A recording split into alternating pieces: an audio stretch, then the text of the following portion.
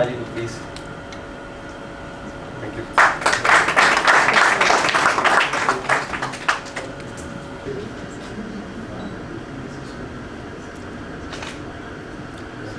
Art of destiny management. अक्सर लोग ऐसा सोचते हैं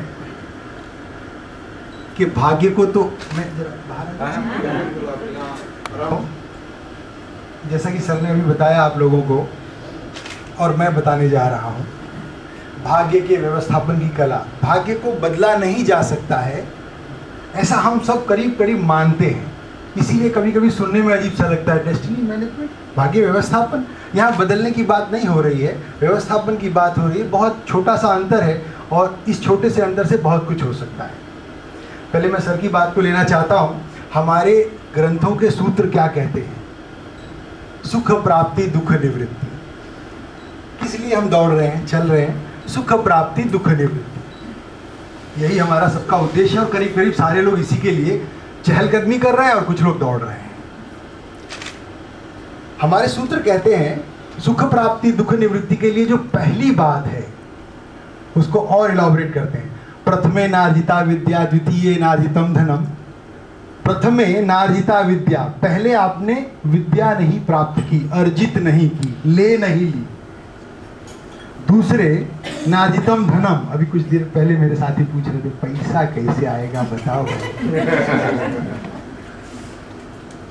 दूसरे स्तर पर धनम, नार्जिता धनम, धन नहीं आया अगर। तीसरे स्तर पर तृतीय नार्जितम पुण्य, कमा लिया, क्योंकि बिना विद्या के धन नहीं आएगा। धन कमाने के बाद भी अगर आप वाकई सुखी होना चाहते हैं तो सूत्र का दूसरा पार्ट ज्यादा इंपॉर्टेंट है। तृतीय नार्जितम पुण्यम चतुर्थे किम करिष्यति। अगर आपने पुण्य नहीं किया, एक सही जगह पर कुछ अपना धन नहीं लगाया, पुण्य नहीं किया सामाजिक रूप से, वो इन्वेस्टमेंट जो आपको बहुत ज़्यादा सपोर्ट दे सकता है, सुख दे सकता है। तो पहले तो मैं आपका समर्थन करना चाहूँगा कि बिल्कुल सारे लोग इसके साथ जुड़े। पुण्य जो है हमारे लिए सबसे अहम सीढ़ी है, और पुण्य के पहले धन और उसके पहले विद्या। तो दूसरी सीढ़ी भी मैं बताता हूँ और पहली सीढ़ी भी बता देता हूँ, सो दैट हम उसके लिए तैयार रहें। लोग ऐसा कहते हैं अक्सर, nothing is impossible in this world, ऐसा कहते हैं ना, बहुत बाहर बाहर कहते हैं। बोल तो देते हैं लेकिन बड़ा बाहर बाहर बोलते हैं। हमारे शास्त्र भी ऐसा ही कहते हैं। कैसे हैं? असाध्यम नास्ति लोकेत्र, असाध्यम नास्ति लोकेत्र यत ब्रह्मांडस्य मध्यगम। असाध्य यानी मुश्किल, असाध्य, नास्ति नहीं है इस लोक में कुछ भी, यत ब्रह्मांडस्य मध्यगम। और एक श्लोक ऊपर जाता है, बोलता है पूरे यूनिवर्स में कुछ भी असाध्य नहीं है। लेकिन किसके लिए? उसके पहले वाला सूत्र हम नहीं ध्यान देते, इसलिए गड़बड़ हो जाती है। कहते हैं औषधिनाम सुमंत्राणाम बुद्धेश्चैव महात्मनाम असाध्यम नास्ति लोकेत्र यत ब्रह्मांडस्य। तो हमारे लिए सबसे पहला क्या है? हम ये समझें कि कुछ भी असाध्य नहीं है, नथिंग इज इम्पॉसिबल। ये बोलने के पहले ऊपर वाला श्लोक अगर समझ लें तो हम बाकी की सारी चीज़ों को पॉसिबल बना सकते हैं, सुख प्राप्त कर सकते हैं, धन ले सकते हैं। छोटी सी बात मुझे एक जगह की याद आ रही है। अभी न्यायपालिका हुआ करती है, बहुत पहले न्यायपालिका राजा ही कर देता था हमारा न्याय। राजा के दरबार में 2 अपराधी लाए गए। उन 2 अपराधियों को ये बताया गया कि आज तुम्हारा न्याय होना है, इन्होंने जघन्य अपराध किया है, इन्होंने जघन्य अपराध किया है। अपराध का फैसला हुआ, अल्टीमेटली बहुत क्रूर कर्म थे, उसके लिए फैसला ये दिया गया साहब इन दोनों को मृत्युदंड, परसों सुबह सिर कलम कर दिया जाए। स्थिति बड़ी प्रतिकूल है, सबसे ज्यादा क्राइसिस का टाइम लाइफ का उनके सामने था। उन दोनों ने एक्सेप्ट किया, करना के अलावा कोई चारा नहीं था। एक ने कहा, राजा साहब मेरे पास कुछ बात है आपको बताने के लिए, अगर मौका दे तो बता दे। ठीक है बताओ क्या बात है। उन्होंने कहा कि ऐसा है कि अब तो मैं परसों मर जाऊंगा, आपने जो न्याय किया ठीक किया, उसमें कहीं गड़बड़ नहीं लग रही है मुझे, आई एक्सेप्ट। मेरे पास एक कला है, मैं घोड़े को उड़ना सिखा सकता हूँ, मैं घोड़े को उड़ना सिखा सकता हूँ, ये मेरे पास कला है, आर्ट ऑफ डेस्टिनी मैनेजमेंट। अगर आप कहें तो जाने से पहले मैं आपके घोड़े को उड़ना सिखा दूं। राजा बड़ा खुश हुआ सुन के, यानी ऐसी बात है, मेरा घोड़ा उड़ने लगेगा, फिर मैं बाकी के सभी सिपाहियों का घोड़ा उड़वा दूंगा, और finally I am the greatest king on the earth. ठीक है, तुम एक काम करो, मेरा घोड़े को उड़ना सिखा दो, और उसके बाद फांसी सिखा दो।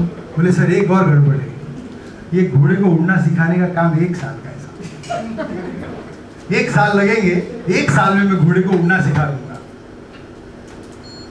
ठीक है, राजा ने विचार किया, ठीक है 1 साल तक तुमको घोड़े को ट्रेन करना है, उसके बाद फांसी। उसको जेल में डाला गया, दूसरे दिन से एक जन को लटका देना था और एक जन को घोड़ा दे देना था ट्रेनिंग के लिए। अंदर आने के बाद सारे कैदियों में मंत्रणा होने लगी, 4 रास्ते, 1 साल में तो तुम लटकना ही है, मरना ही है, सर कलम होना है, 4 रास्ते कैसे हो गए? देखो भाई, ऐसा होता है कि हो सकता है 1 साल के अंदर मैं स्वाभाविक मृत्यु मर जाऊं, कोई मुश्किल ही नहीं, सब पीड़ा नहीं। ठीक है, वो समझिए। दूसरा क्या रास्ता है? हो सकता है 1 साल के अंदर ये राजा ही मर जाए, अगर ये मर जाएगा तो दूसरा राज्याभिषेक दूसरे का होगा, तो एज पर परंपरा जब राजा राजा बनता है तो बाकी के कैदियों को रिहा कर दिया जाता है या सजा कम कर दी जाती है, बच जाऊंगा।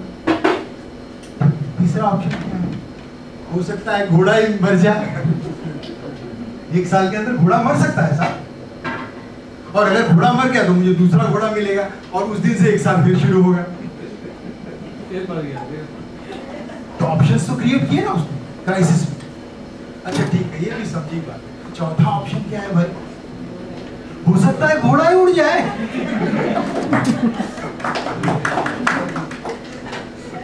तो किसी भी क्राइसिस में, किसी भी मुश्किल के समय में अगर हम अपने जीवन में 4 ऑप्शन बना सकते हैं तो डेस्टिनी मैनेज हो जाती है। करना सिर्फ इतना ही, हम लोग डेस्टिनी मैनेजमेंट करते हैं। खराब है क्या करना चाहिए, मेरा गुरु खराब है क्या करना चाहिए, किसी ने उनको समझा दिया होता है। और फिर बहुत सारे लोग क्या करते हैं, एक्सपेक्ट क्या करते हैं।